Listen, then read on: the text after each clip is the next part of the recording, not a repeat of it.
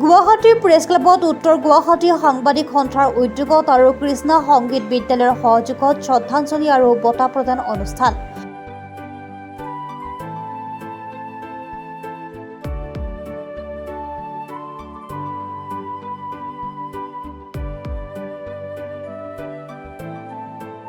বিগত ৩টা বৰ্ষ ধৰি অনুষ্ঠিত কৰা হৈছে এই বঁটা প্ৰদান অনুষ্ঠান।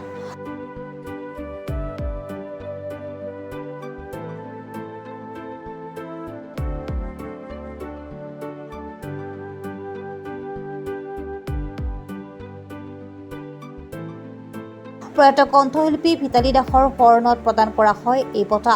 কীৰ্তিকাৰ সুৰকাৰ কণ্ঠশিল্পী বিমান বৰুৱালৈ প্ৰদান কৰা হয় ভিতালী দাস সোঁৱৰণী বঁটা।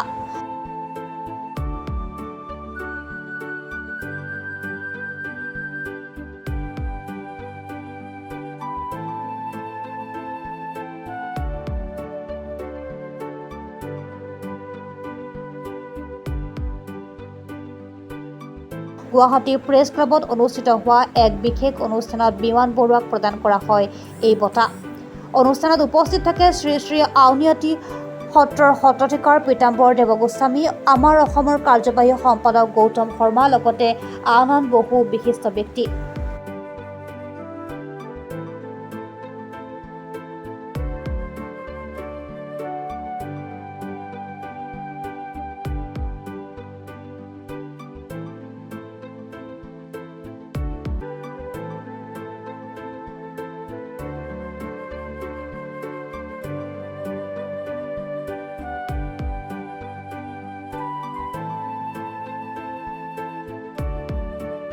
উত্তৰ গুৱাহাটী সাংবাদিক সন্থাক ধন্যবাদ জনালে বিমান বৰুৱাই। আগলৈও এই ব্যৱস্থা অটুট ৰাখিবলৈ আহ্বান জনালে বিমান বৰুৱাই।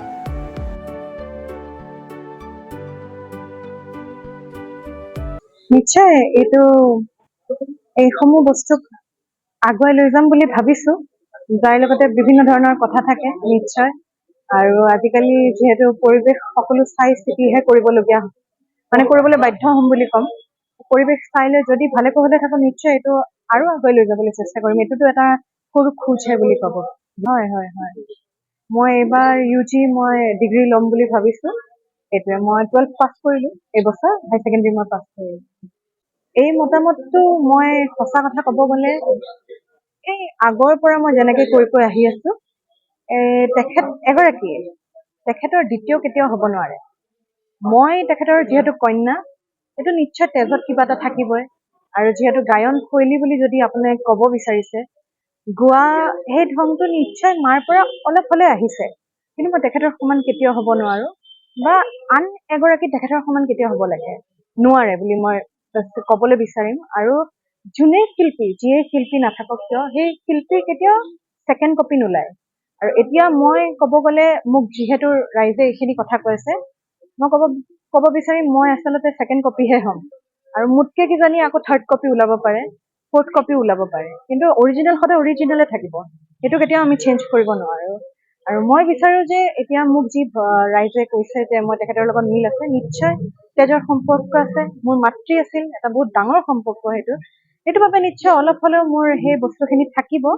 কিন্তু মই এতিয়া প্ৰচেষ্টা কৰিম যে মোক আপোনালোকে কমলিকা কাশ্যপ নামেৰে জনাজাত কৰক। কিন্তু মই এইটো কেতিয়াও নকওঁ যে মোৰ মাৰ নাম ভিতালী দাস আছিল আৰু তেখেতৰ নামেদিয়ে যে মই জনাজাত, সেইটো কাৰণে মই বেয়া নাপাওঁ। কিন্তু কাৰণ সেইটো মোৰ বাবে এটা গৌৰৱৰ কথা যে মোৰ মাতৃৰ নামেদি জনা যায়, সেইটো মোৰ বাবে খুব ভাল লগা কথা। সেইটোৱে কথা। চাংচাৰীৰ পৰা খৰ্গেশ্বনাথৰ ৰিপৰ্ট, প্ৰাতঃ টাইম ডিজিটেল।